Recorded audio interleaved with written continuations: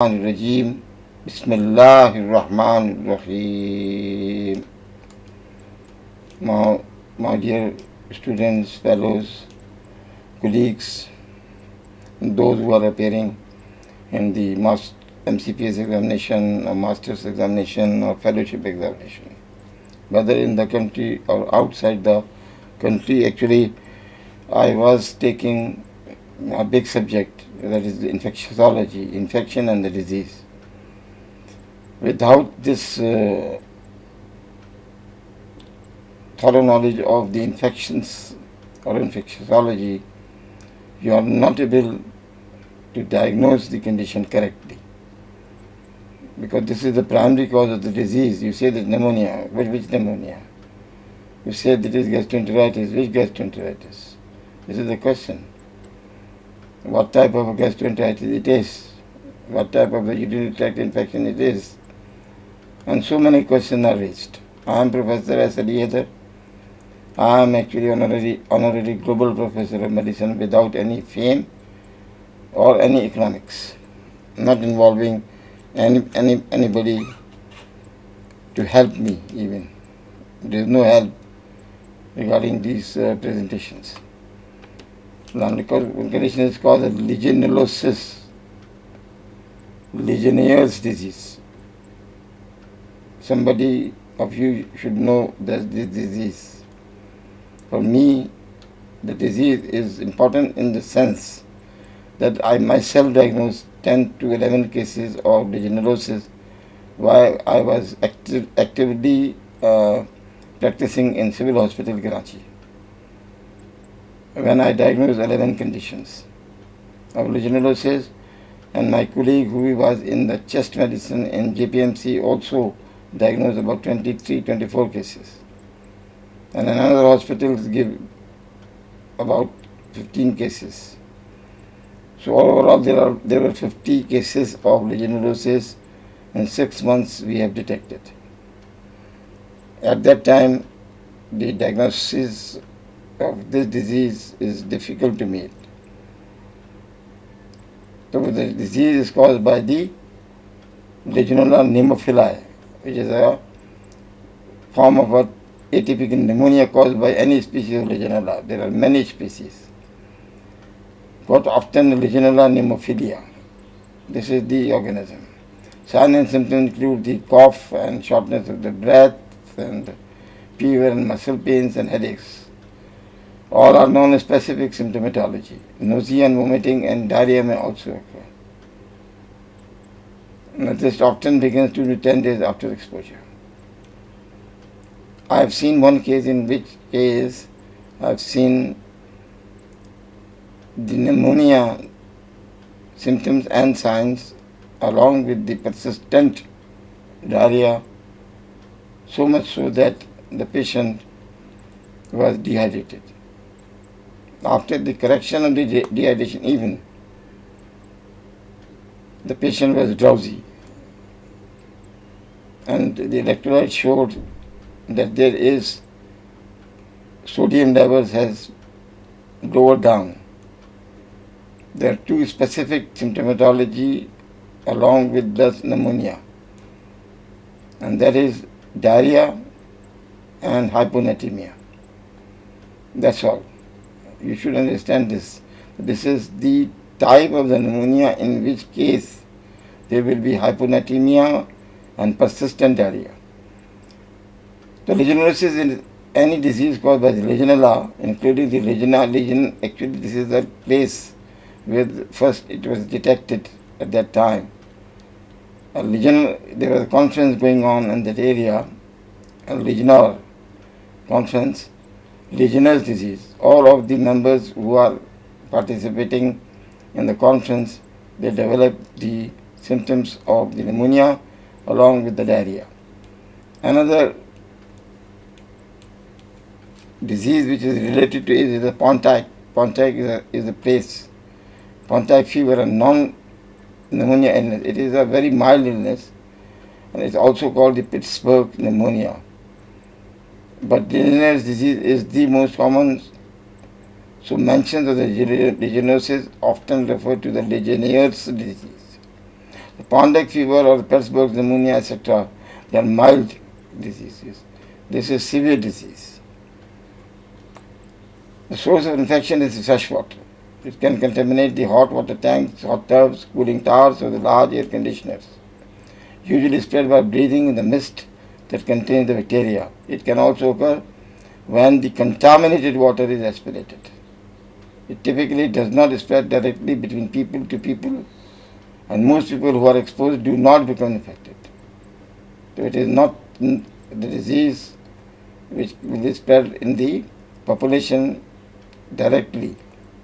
Now, risk factors of infection include the older age or extreme of ages, a history of smoking, chronic lung disease, that is COPD, poor immune function, and those people who have actually previously infected with the tuberculosis. So those tuberculosis patients who develop pneumonia after many months, you should consider the Legionolosis. Those with the severe pneumonia and those with pneumonia and a recent travel history should be tested for the disease. It is community-acquired pneumonia. There are two types of the community-acquired pneumonia. One is typical, another one is atypical. Atypical pneumonia, which is one of the pneumonia of atypical pneumonia, is Legionnaires pneumonia. The diagnosis is by the urinary antigen test, which was done by me in 1994 to 1998. There are only one lab which was doing at one time. And a sputum culture. It's difficult to culture, but it can be done.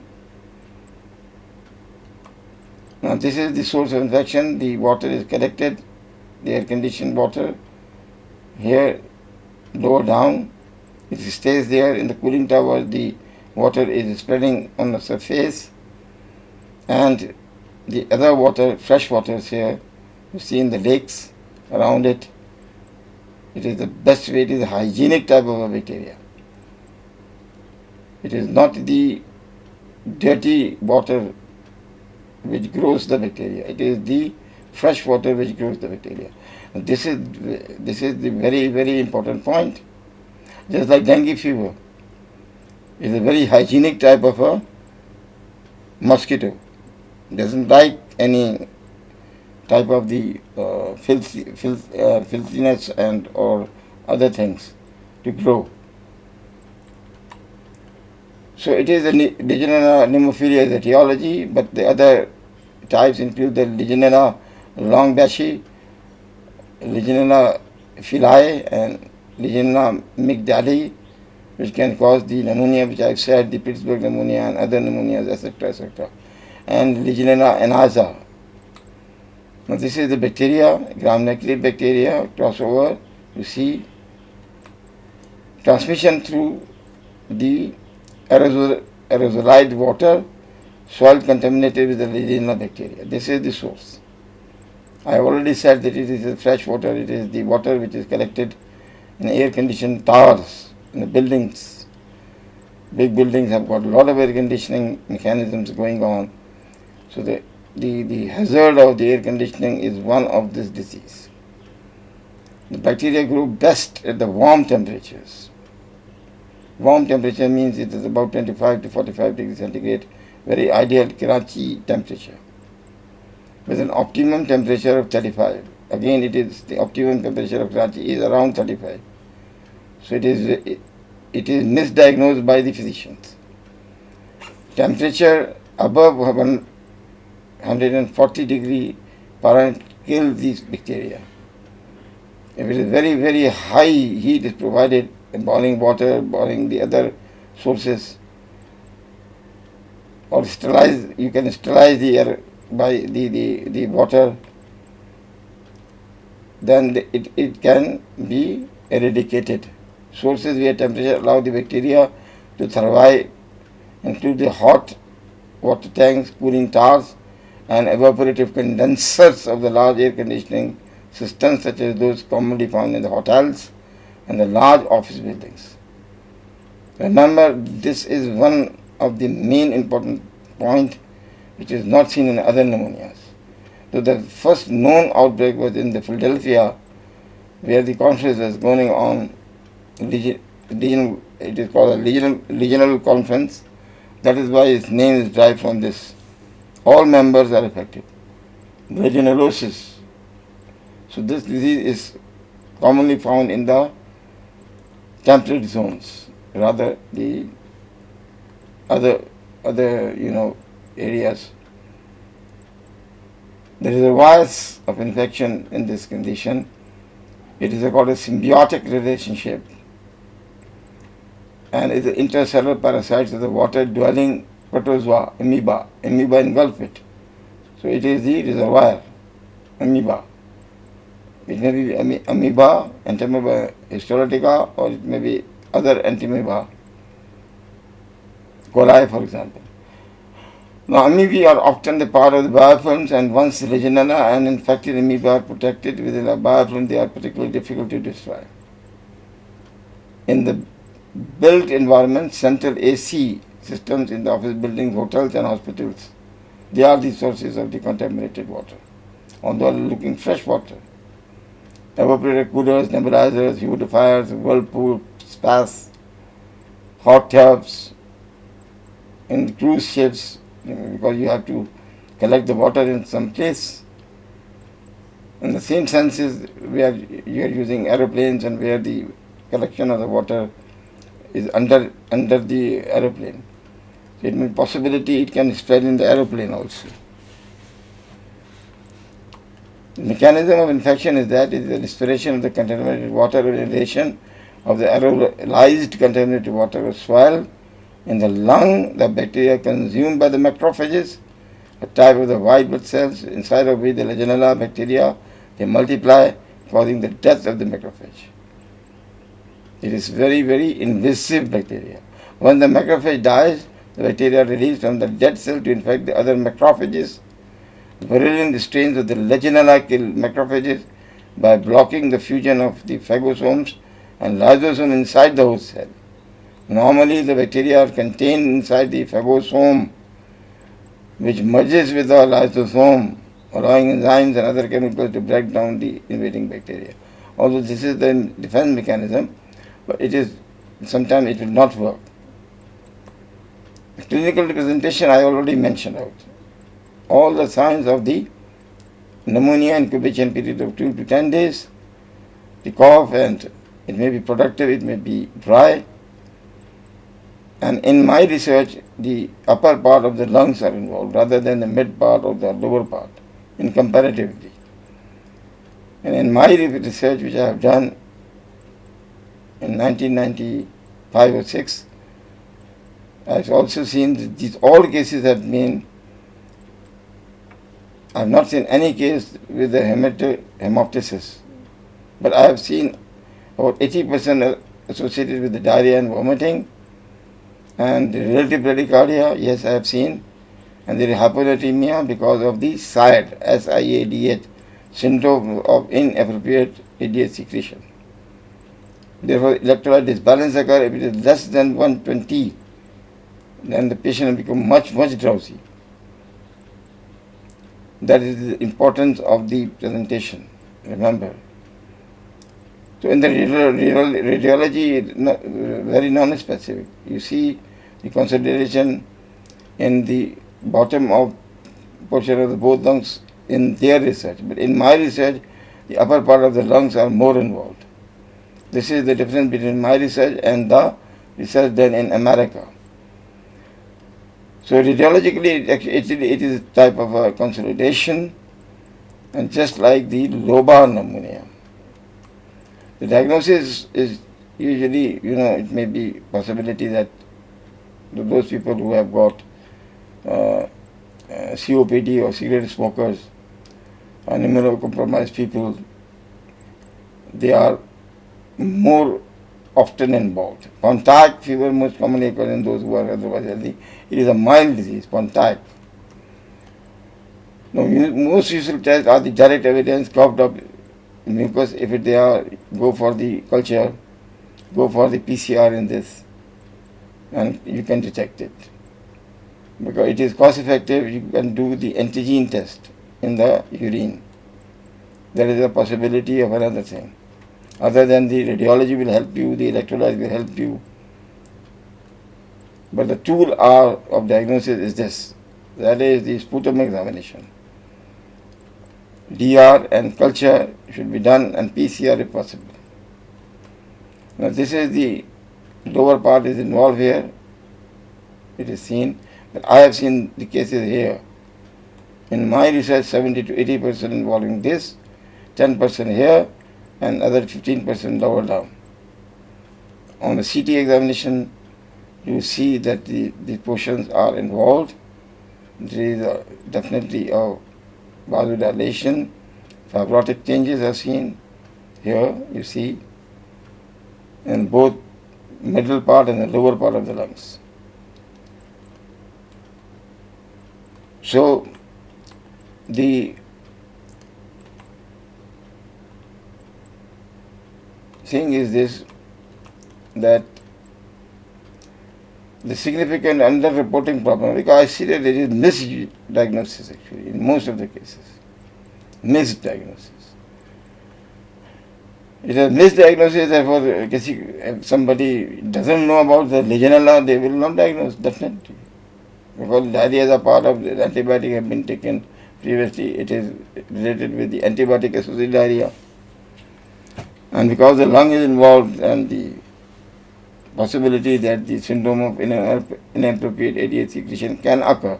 But in this case, the SIAD is severe, the diarrhea is severe, and vomiting is severe. Therefore, there is electrolyte disbalance along with the pneumonia. It is only pneumonia in which there is severe electrolyte disbalance, and the Glasgow coma scale will become down and down. How will we manage this case? And in my opinion, at one time, 1995, erythromycin was the drug of choice as a macrolides. At that time, also the erythromycin injections were not available. We searched the injections in some of the well-known pharmacy, and they have provided us, and we inject this, and it's made the unexpected result occurs in 5 days, resolving all the problems. Nowadays they are using the clarithromycin also, and the injectable is possible, or azithromycin. Tetracyclines are also effective. Ketoride, the atypical antibiotics they are, and quinolones. Now this is important one. Rather, quinolones are, today they are using levofloxacin and moxifloxacin. They are the gamifloxacin, which is not available commonly. They are the very good drugs against this. And I already said the tetracycline, doxycycline is available commonly here in Pakistan. 100 milligram BD will be started for 5 to 7 days, and one OD for further 5 to 7 days. Important thing is rifampicin can be used in combination with the quinolone. If you combine this rifampicin with the macrolide or rifampicin with the tetracycline or with the quinolone, the effectiveness of the drug will be more. So rifampicin it should be used in combination, and it will eradicate this infection. This is very important point. So dual therapy is more effective than the monotherapy. That is the message which I have given. The prevention lab, definitely you have where the water is collected under the water of the air conditioner or the cooling towers, or the safety measures should be done. The phenyl should be sprinkled out in that water. Water should be it should be thrown out. When it is full, of the bucket is full, it should be thrown out. Other than that, the water which is infected water should be boiled more than 140 degree Fahrenheit for 5 minutes, and then you will take the water.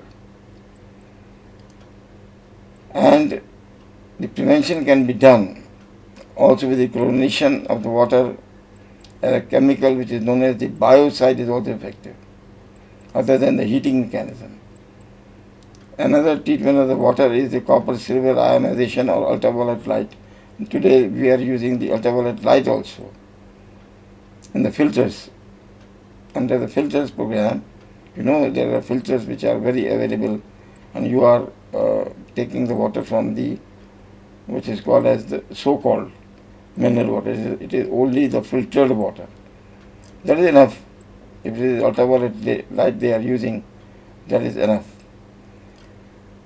Actually, the public health is important. So people should be told about that this is the killing type of pneumonia, especially in the old ages. That is the message should be done, should be given by you or by the teachers or by the media, etc.